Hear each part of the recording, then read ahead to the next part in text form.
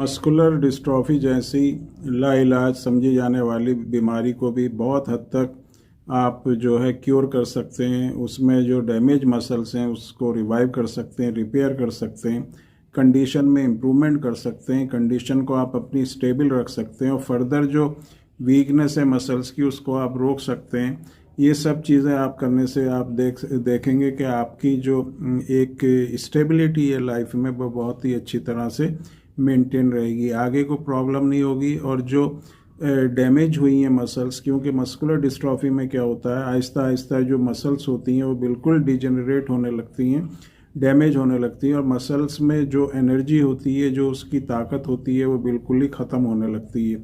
किसी को भी चाहे मस्कुलर डिस्ट्रॉफी हो, बच्चे को हो, बड़े को हो, किसी भी एज में हो, किसी भी तरह की मस्कुलर डिस्ट्रॉफी हो, सभी में क्या है जो मसल्स है उसका लॉस होता है।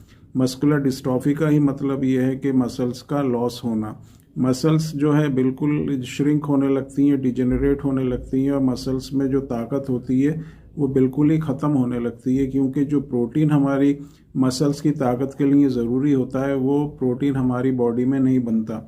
और ना प्रोटीन नहीं बनने की जो वजह होती है वो होता है एक म्यूटेशन, जीन के अंदर म्यूटेशन।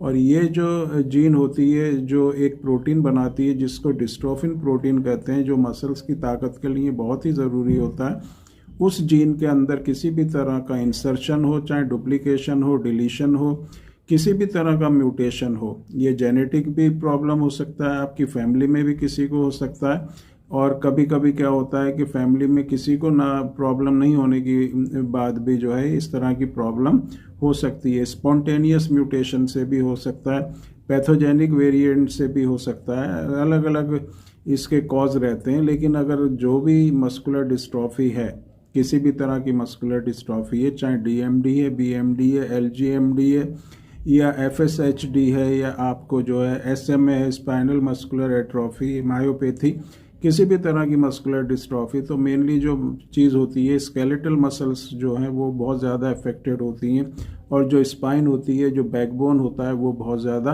अफेक्टेड होता है। इसके बाद जो है बैठ के उठने में तो प्रॉब्लम होती है, चलने में भी प्रॉब्लम होती है, कोई काम करने में बहुत ज़्यादा प्रॉब्लम होती है, छोटे से छोटा काम करने में भी बहुत ज़्यादा परेशानी होती है। इसके बाद जो है जो गेट होता है हमारा, जो चलने का तरीका होता है, जो वे होता है चलने का, वो या जो बॉडी का जो स्ट्रक्चर होता है उसमें भी फिर क्या चेंज आने लगते हैं। और जो जिनको मस्कुलर डिस्ट्रॉफी होती है, जिनको मसल्स में बहुत ज़्यादा डैमेज होती है, उनके चलने से ही जो है पता चल जाता है कि इसका जो चलने का तरीका है वो बिल्कुल ये नॉर्मल नहीं है, क्योंकि ज़्यादा जोर लगाना पड़ता है और जो एक स्ट्रेट स्ट्रक्चर होता है बॉडी का वो ख़राब होने लगता है। जो स्पाइन होती है, जो बैकबोन होती है, वो भी मुड़ जाती है, जिससे सीना बाहर की तरफ हो जाता है, कमर अंदर की तरफ हो जाती है और चलने से में बहुत ज़्यादा परेशानी होती है, बैठ के उठने में भी परेशानी होती है। छोटे बच्चों को जिनको डीएमडी होती है, ड्यूशन मस्कुलर डिस्ट्रॉफी होती है, वो जब बैठ के उठते हैं तो घुटने पे हाथ रख के वो उठते हैं या ज़मीन का सहारा लेते हैं। घुटने पे हाथ रख के उठने को जो है हम कहते हैं गॉवर साइन। ये बहुत ही इंपॉर्टेंट सिम्टम होता है मस्कुलर डिस्ट्रॉफी का। इसके बाद कुछ बच्चे क्या होता है हाथ ज़मीन पे रखते हैं, फिर टांगे पीछे की तरफ को करते हैं, फिर घुटने के ऊपर हाथ रख के इस तरह से भी उठते हैं। और ये प्रॉब्लम क्या होता है धीरे धीरे क्योंकि बढ़ती चली जाती है, प्रोग्रेसिव नेचर है इसका। और कुछ टाइम के बाद, कुछ सालों के बाद जो बच्चे होते हैं वो बिल्कुल चलने में, बैठ के उठने में बिल्कुल ही उनको जो है पॉसिबल नहीं होता, तो उनको फिर व्हील चेयर का भी सपोर्ट लेना पड़ता है, सहारा लेना पड़ता है और वो व्हील चेयर पर आ जाते हैं। उसके बाद और ज़्यादा जो है कंडीशन ख़राब होती है। तो इस तरह से इसमें जो प्रोग्रेस है इस बीमारी की वो चलती है। बड़े लोगों में जिनमें एलजीएमडी होती है या बैकर मस्कुलर डिस्ट्रॉफी होती है, उनमें भी इसी तरह के सिम्टम्स दिखाई देते हैं, लेकिन इनकी जो प्रोग्रेस होती है एलजीएमडी या बैकर की थोड़ी स्लो होती है ड्यूशन मस्कुलर डिस्ट्रॉफी से, लेकिन प्रॉब्लम सभी में यही होती है।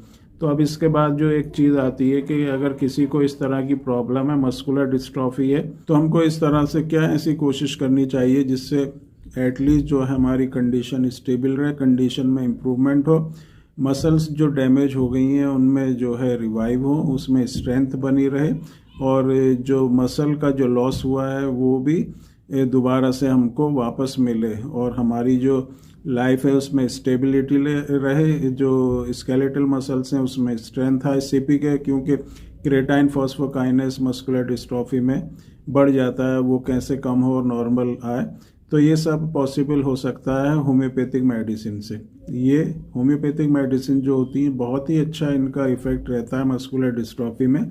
और होम्योपैथिक कॉम्बिनेशन मेडिसिन जो दी जाती हैं, इसमें कई तरह की ऐसी मेडिसिन जो बहुत ही अच्छा रोल प्ले करती हैं, मसल्स के ऊपर बहुत ही अच्छा इनका रोल होता है और मसल्स में स्ट्रेंथ लाना, मसल्स को रिवाइव करना, डैमेज मसल्स को रिपेयर करना, इस तरह की ये मेडिसिन सेलेक्ट करके इसको बनाया जाता है। और जिन लोगों को मस्कुलर डिस्ट्रॉफी है उनको एटलीस्ट इन मेडिसिन को ज़रूर यूज़ करना चाहिए।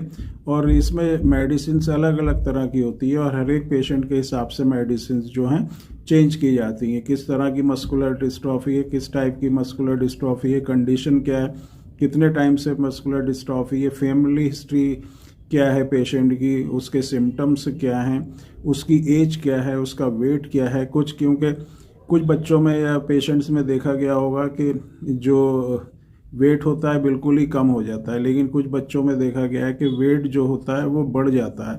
तो उस हिसाब से भी मेडिसिन्स जो होती हैं वो कुछ अलग होती हैं। मेडिसिन्स को सेलेक्ट करना और उस हिसाब से उसको कंबाइन करके कम्बिनेशन फार्मूला बनाना, यही तो जो है बहुत ही इम्पोर्टेंट चीज़ होती है। और इन मेडिसिन्स को यूज़ करेंगे तो बहुत ही अच्छे रिजल्ट आपको मस्कुलर डिस्ट्रॉफी में मिलेंगे। आपकी जो मसल्स वीक हो रही हैं और वो बहुत तेज़ी से बढ़ रही है वीकनेस, वो चीज़ रुकेगी, मसल्स में स्ट्रेंथ आएगी, मसल्स में जो है रिपेयर होंगी, मसल्स आपकी रिवाइव होंगी और आपका जो CPK है वो कम होगा और बहुत अच्छा रिजल्ट आपको इन मेडिसिन से मिलेगा। ये जो है थोड़ा पेशेंस आपको रखना पड़ेगा और मेडिसिन को आपको कंटिन्यूसली लेना पड़ेगा। ये मेडिसिन आप कंटिन्यूसली लेंगे तो जैसे जैसे इन मेडिसिन को आप लेते रहेंगे तो आप देखेंगे कि बहुत ही अच्छे रिजल्ट आपको इन मेडिसिन से मिलेंगे। मेडिसिन को बहुत ही आपको जिस हिसाब से बताया जाएगा उसी हिसाब से आपको इन मेडिसिन को लेना है, इसमें बिल्कुल भी गैप नहीं करना है,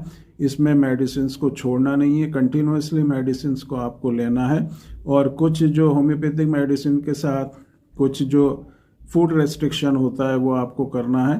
तो ये सब चीज़ें करने के बाद आप देखेंगे बहुत ही अच्छे रिजल्ट जो हैं इन मेडिसिन से आपको मिलते हैं। कुछ आपको एक्सरसाइज भी ज़रूर करनी है, फिजियोथेरेपी आप साथ में कर सकते हैं और कुछ लाइट एक्सरसाइज आप कर सकते हैं। ये सब आप कंबाइन करके मेडिसिन को यूज़ करें तो आप देखेंगे कि ये मेडिसिन आपको बहुत ही अच्छा जो है रिज़ल्ट इस प्रॉब्लम में देंगी। आपकी मसल्स में स्ट्रेंथ आपको महसूस होगी और बहुत ही आपकी जो लाइफ है एक बहुत अच्छी तरह से मेंटेन रहेगी।